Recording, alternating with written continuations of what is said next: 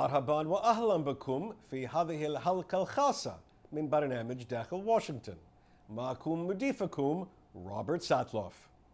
إن كنت من المتابعين لهذا البرنامج فإنك تعرف أن هدفنا أن نقدم لكم لمحة حول كيف تعمل واشنطن حقا، أو ربما كيف لا تعمل. ولكن ماذا لو كان بإمكاننا أن نجعل واشنطن أفضل وأكثر إنصافا وأكثر فعالية وأكثر عدالة؟ على العام الماضي قدمت لضيوفنا عصا سحرية خرافية لها القدرة على إصلاح أو تصحيح جانب واحد من جوانب واشنطن به خلل، ومع تعدد الاختيارات كان بوسعهم اختيار شيء واحد فقط لإصلاحه، وإليكم ما اختاروه.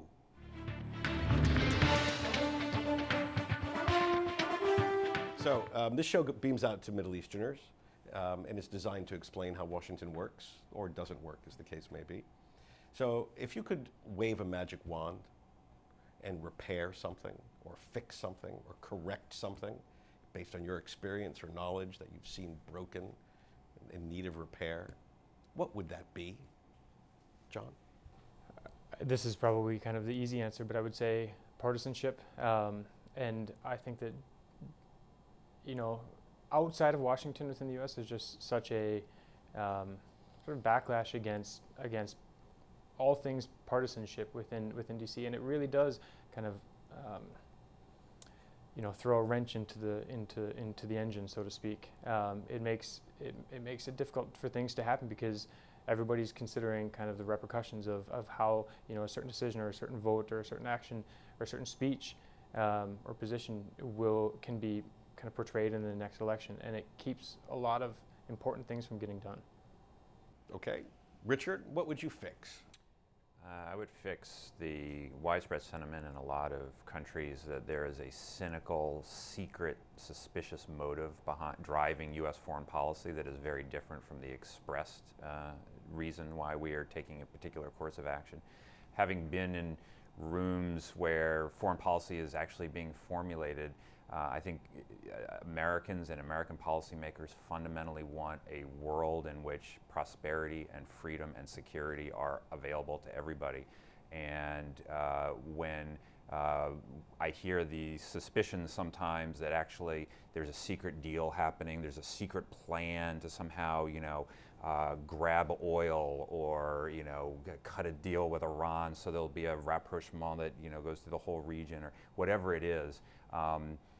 I've never actually seen the reality of that in any of these rooms, and so it's really secret. It's so secret that it's secret even from the people who are accused of formulating it. So I would say a little bit less cynicism and you know, a little more you know, respect for the efforts of American policymakers. Okay, very good. Thank you, gentlemen.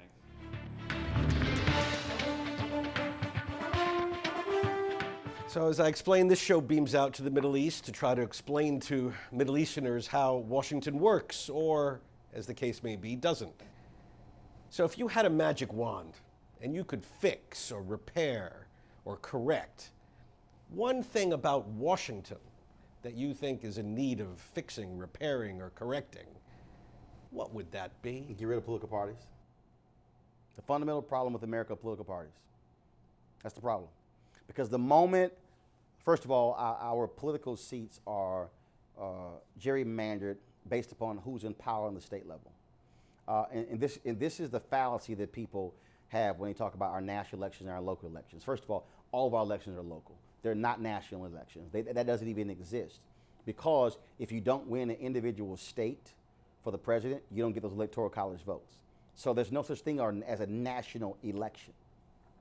So the problem we have is when you walk into the room, first of all, you can't even, the Supreme Court of the United States has ruled that political parties are private. I'll show you the fraud in this country. Political parties are private, but they control access to the ballot. Well, if you want to run for office, you can pretty much only run as a Democrat or Republican. Now, you have non-ideological races. But if you're going to run for state rep, state senate, you're going to run on a state level, you're going to run for Congress, you have to pretty much pick. Now, you can run as an independent. The problem there is that's more money because you can't get on the ballot. Because not only that, the ballot is so trifling in our country, it's so pathetic, that you have to decide in nearly every state in a primary where to vote. So if you're running as a Democrat, and I got a couple of friends who are Republican, I want to be able to say, well, look, I want to be able to vote for you, vote for them. No. In the primary, I got to pick. I got to pick either vote over here or vote over here. Now, California and the state of Washington, they've changed their deal where it's the top vote getters who goes on to the general election. But that's the problem. The party system, they control money, they control media, they control access, and you have to pick either way. And so as a voter, I can't make a decision. And so what happens is when you're running for office in the primary, the people who are loyalists, they're the ones who turn out more than anybody else. So you have to be far right to win a primary, far left to win on the Democratic side, far right on the Republican side. So then when you get to Washington, you are so far left and far right, you can't compromise, because if you move even a little bit towards the middle, somebody's going to run against you 2 years later in the primary, and you're likely going to lose. So it has created this system of polar opposites, and that's one of the reasons why we can't get anything done. So people say, well, how did you used to get stuff done? Because you have more moderates. You have more moderate Republicans. You have more conservative Democrats. And so all of a sudden, more liberal Republicans. And so you had people who you had 30 or 40 blocks of people, and it's, okay, fine, our 30 or 40 can get with this 30 or 40. Now we got 80, and it forces everybody else to come together. Now you virtually have no liberal, you have no, not virtually, you have no liberal Republicans, and you might have 8 or 10 conservative Democrats. And that's what you have. The party system in America is what is destroying getting things done.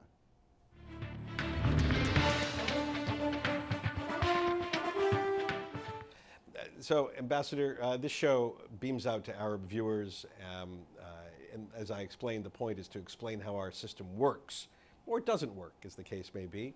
So, in your experience, if you could wave a magic wand and fix or correct or repair some part of our foreign policy system that deserves fixing, repairing, or correcting, it's broken, what would it be, and what would you do? Our foreign policy system, let's just start on the assistance side, on what assistance we can provide to other countries as they're trying to develop their healthcare systems or their democratic systems, is way underfunded. So we have not made the case, successive administrations have not made the case why it's important to support the Tunisians as they're trying to get their economy going, the Ukrainians as they try to defend themselves against Russian invasion. We haven't made the case for that. We have to, so if I were able to change something, it would be that we, the administration or successive administration, would be able to go to Congress, go to the American people, and make a strong, convincing case that it's in our interest to help the Tunisians or the Ukrainians or whichever countries we're talking about. That, I think, would help our foreign policy a great deal. So, Elaine, as you know, this show is designed to explain to Arabs how Washington works. But if there's one part of Washington that you think is broken and needs repair, and you had a magic wand, and you could wave it and fix it or correct it or repair it, what would that be? It'd be Congress. It would be Congress. Congress has really sunk in the estimation of the American people, and it has sunk in its capacity to do real government. They can't, even when you get a party elected that says they want to cut the government, they can't. They don't know enough to know what to cut. So they end up doing things like across-the-board cuts, and then what happens? The airports shut down because there aren't enough air traffic controllers. and they have to then undo those. They don't have the ability, Congress has lost the ability to look at the federal government as the founding fathers wanted them to do, as checks and balances. Look at the federal government and decide, oh, we should be doing that, we shouldn't be doing that. Instead, the Congress is kind of all show and no work. And that, I think, is causing problems for the executive branch. I think it's causing problems for the system as a whole.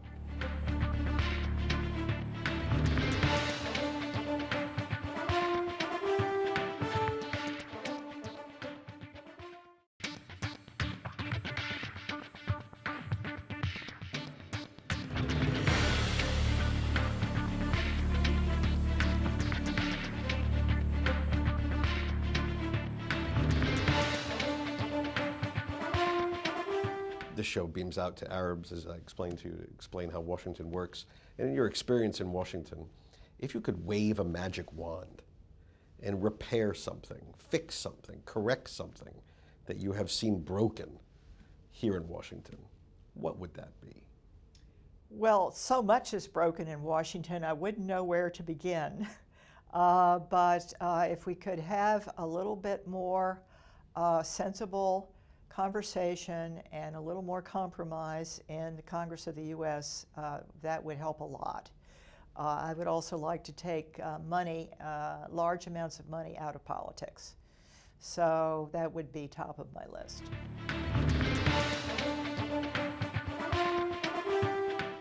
Peter, the show beams out to the Middle East to explain to Arabs how Washington works or doesn't work, as the case may be. If you could wave your magic wand and repair or correct or fix some aspect of our policymaking or political life that you think creates a big impediment to getting it done right, what would you do? Wow, that's a tough question. I think that, obviously in a democracy, a vigorous debate is critically important. So I don't have a problem about that. That we're discussing these things. I think that we're better off for being able to discuss them than otherwise. So I wouldn't say differences of opinion are a problem. In fact, there's an American saying that if 10 people in a room all agree, one of them is wrong. So I think it's important we have this sort of debate. But I would like us to also not to put aside complacency about the international challenges that we face. We have significant domestic challenges, obviously, coming out of the financial troubles of the last several years. But I would really want us to be able to come together on foreign policy issues.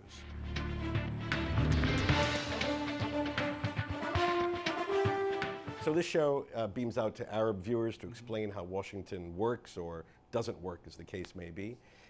Is there something about the Washington policy or political process that is broken, that needs repair, that if you could wave a magic wand, you would fix it tomorrow?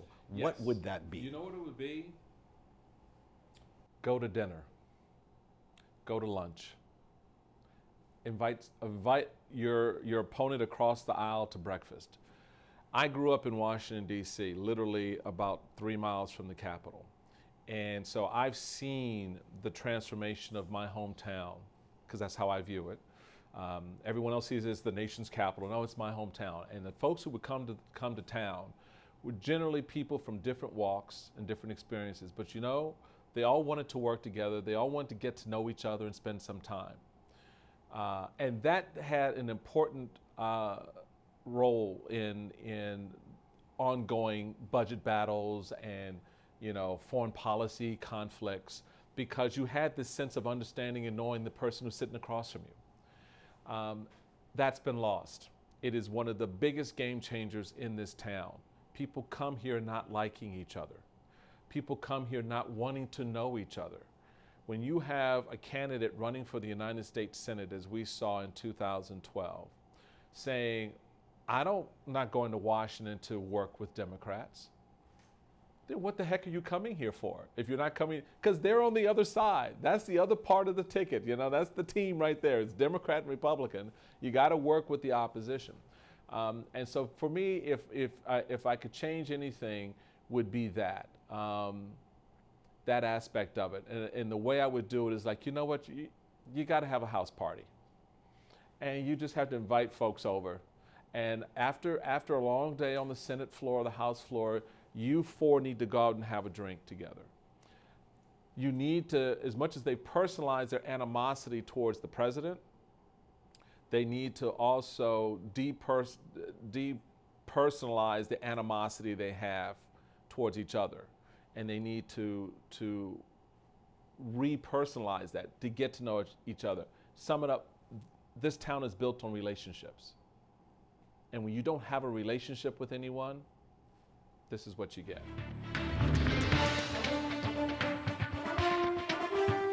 So Howard, this show beams out to Arab viewers. It's about how Washington works, or doesn't work, as the case may be. So based on your experience, especially in Department of Homeland Security, if you could repair, fix, or correct something you saw that was broken and needs repairing, what would that be? I think it's more analysts that have a true cultural linguistic understanding. We have to understand that one of the engines that drives groups like Al-Qaeda or Islamic State, again, it's their narrative. And not only their narrative, their means of getting that word out and inspiring that sort of 1 in a million soul that could radicalize, self-radicalize, and conduct attacks like the Boston Marathon bombing or the Ottawa attacks. As well as foreign fighters, of course, returning and somehow getting back into the United States or into our allied countries. And so we need to have an understanding of these transnational links, these ideological links, these narrative links, these brand links that can inspire people in the United States. The more we can understand that, the better we can thwart it, the better we can contain it, and the better ultimately we can have this this idea of jihad by any means fall on deaf ears in the next generation.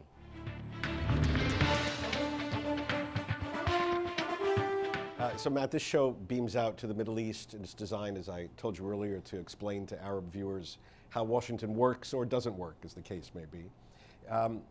In your experience, is there something that you have seen or some aspect of your relationship with the State Department that you've witnessed which is broken, in need of repair? And if you had a magic wand, you could fix it. I don't know if there's something, the State Department, I think what is function or dysfunction in Washington has become increasingly tied to the partisan rancor, bickering, vitriol that we have seen emerge over the course of the last decade or so, which has gotten to a point now where really it is, you can arguably say that the system is broken. At the State Department, because it is a bureaucracy that endures through administrations, with the exception of the Secretary of State and some of the top political appointees, by and large, the Foreign Service, U.S. diplomats, are career employees, and they serve both sides, they serve administrations of both sides of the aisle. So that divide does not really hit inside the State Department in itself. But what I would say is that when you see what's happening, say, in Congress as it relates to foreign policy, particularly most recently with this letter that was sent to the Iranian leaders by the 47 Republicans, the split and the between parties that is one side is simply appears to be trying to take the other side down without regard for whether or not that the policies that they're attacking or supporting are good for the country, good for the world. I think that's something that is broken and needs to be and should be fixed.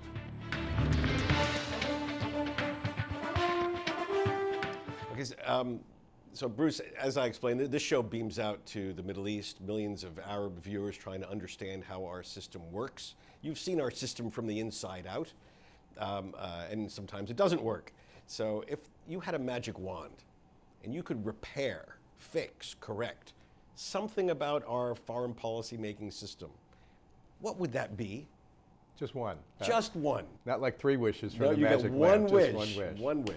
You know, I think I would really encourage presidents to be more of a public educator, if you will, to give people In the academic world, they call them paradigms. In the political communication worlds, they call them frames. Americans are under a lot of uncertainty and anxiety now about the way the world is changing in every sense, right? And I think they really need help to sort of have a sense, realistic, which isn't just self-glorification, of what the 21st century era is like, you know, what our role is, how it can help them, and a little reassurance that, you know, that we've gone through bad periods before, not as if everything was great before. That would allow a president to be, you know, even more of a leader, which in turn would allow them, I think, to have a little bit more sway over Congress, because Congress is responsive to public opinion. So I actually think helping people understand what's going on is like, you know, a key that then opens lots of doors for you. So that would be, if I could do one thing, that would be my one thing.